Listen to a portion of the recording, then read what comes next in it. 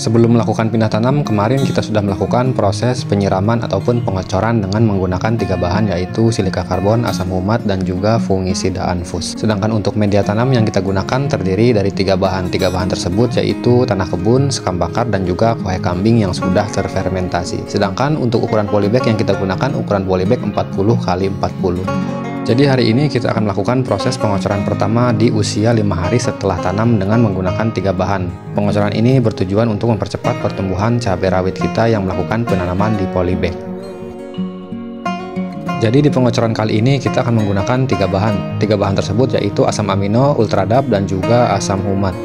Di sini kita akan menggunakan kurang lebih sebanyak 4 liter air, dan untuk 4 liter air ini kita menggunakan asam amino sebanyak 1 sendok teh, sedangkan untuk ultradap juga kita menggunakan 1 sendok teh, dan yang terakhir kita juga menggunakan asam humat sebanyak 1 sendok teh. Jadi ketiga bahan tersebut kita gabungkan di 4 liter air ini untuk melakukan proses pengocoran pertama cabai rawit kita yang melakukan penanaman di polybag di usia 5 hari setelah tanam.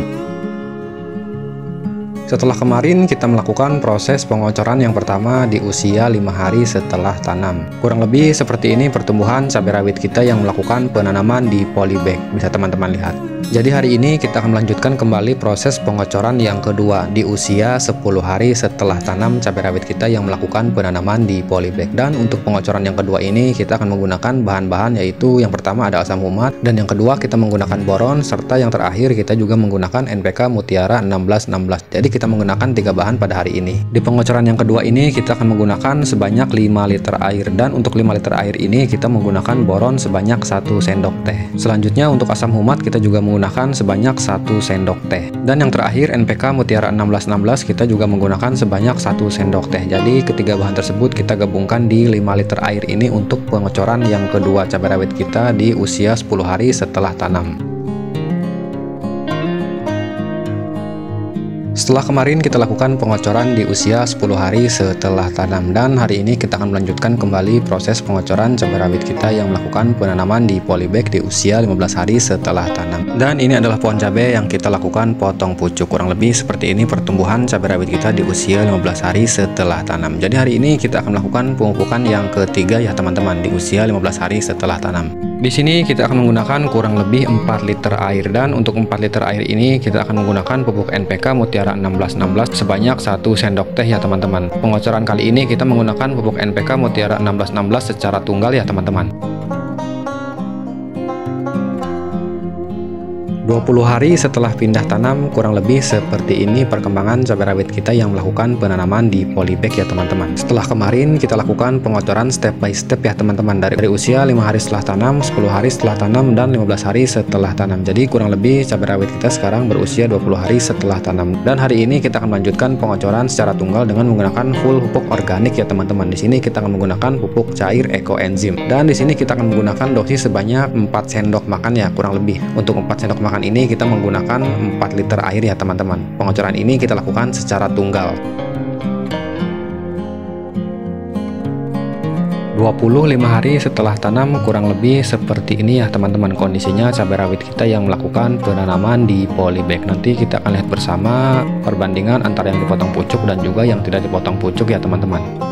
Jadi kurang lebih seperti ini kondisinya pohon cabai kita yang dilakukan potong pucuk di usia 25 hari setelah tanam ya teman-teman.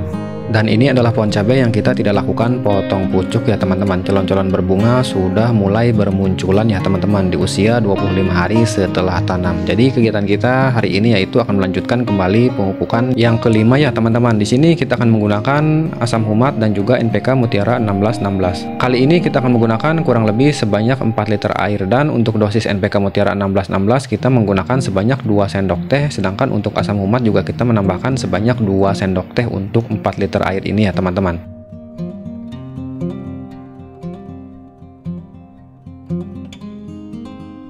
...30 hari setelah tanam. Di usia 30 hari setelah tanam, kita akan melakukan penyepraian dengan menggunakan pupuk fase awal generatif. Dan kurang lebih seperti ini pertumbuhan cabai rawit kita yang melakukan penanaman di polybag setelah memasuki usia 30 hari setelah tanam. Jadi kegiatan kita hari ini yaitu akan melakukan penyepraian dengan menggunakan pupuk kalium. Kurang lebih hari ini kita akan menggunakan sebanyak 4 liter air, dan untuk 4 liter air ini kita juga akan menambahkan sedikit pupuk boron ya teman-teman. Untuk 4 liter air ini kita menggunakan pupuk boron sebanyak 1 sendok teh ya teman-teman. Sedangkan untuk MKP kita juga menggunakan sebanyak 1 sendok teh ya teman-teman. Jadi kedua bahan tersebut kita gabungkan di 4 liter air ini untuk menyuplai cabai rawit kita yang melakukan penanaman di polybag memasuki awal fase generatif. Kemarin kita sudah melakukan proses penyepraian di usia 30 hari setelah tanam ya teman-teman, dengan menggunakan pupuk kalsium awal fase generatif. Jadi hari ini kegiatan kita yaitu akan melakukan penyepraian dengan menggunakan insektisida dan juga fungisida ya teman-teman, karena beberapa pohon sudah ada yang mulai terserang gangguan trips ya teman-teman. Jadi ini insektisida yang akan kita gunakan untuk menyeprai cabai rawit kita yang mulai terserang gangguan trips ya teman-teman. Di sini kita akan menggunakan insektisida yang berbahan aktif imidacloprid. Terus lagi kita juga akan menambahkan insektisida yang berbahan aktif abamectin ya teman-teman. Dan juga kita menambahkan fungisida mancozeb untuk pengendalian bercak daun ya teman-teman. Serta yang terakhir kita juga menambahkan asam amino sebagai anti stres tanaman ya teman-teman. Di sini kita akan menggunakan kurang lebih 3 liter air, dan untuk 3 liter air ini kita menggunakan fungisida mancozeb sebanyak 1 sendok teh namun tidak full ya teman-teman. Selanjutnya kita juga menambahkan asam amino sebanyak kurang lebih 1 sendok teh untuk 3 liter air ini ya teman-teman. Dan untuk insektisida aphidor kita juga menambahkan sebanyak 1 sendok teh. Serta yang terakhir kita menggunakan insektisida yang berbahan aktif abamectin hanya menggunakan dosis yang rendah yaitu sebanyak setengah sendok teh ya teman-teman untuk 3 liter air ini. Jadi keempat bahan tersebut kita gabungkan di 3 liter air ini.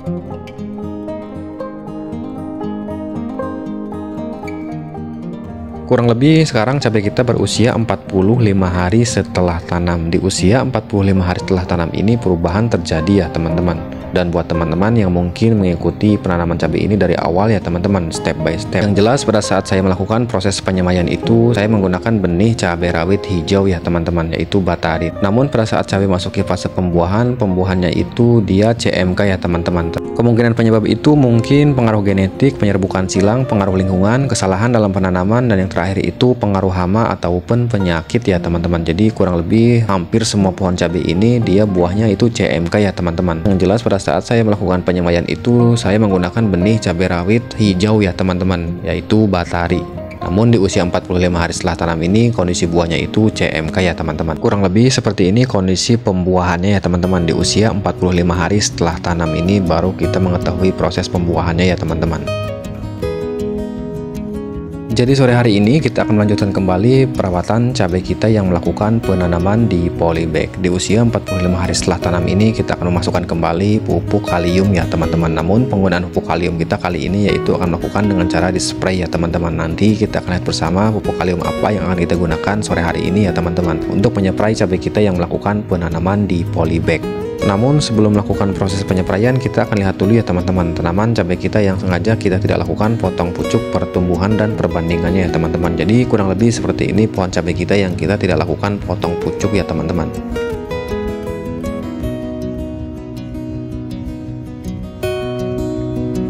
Di sini kita akan menggunakan kurang lebih 3 liter air ya teman-teman, dan untuk 3 liter air ini kita akan menggunakan pupuk MKP sebanyak 1 sendok teh ya teman-teman. Dan penyepraian kita pada sore hari ini yaitu kita akan lakukan penyepraian secara tunggal ya teman-teman, tidak menggunakan pupuk yang lainnya ya teman-teman.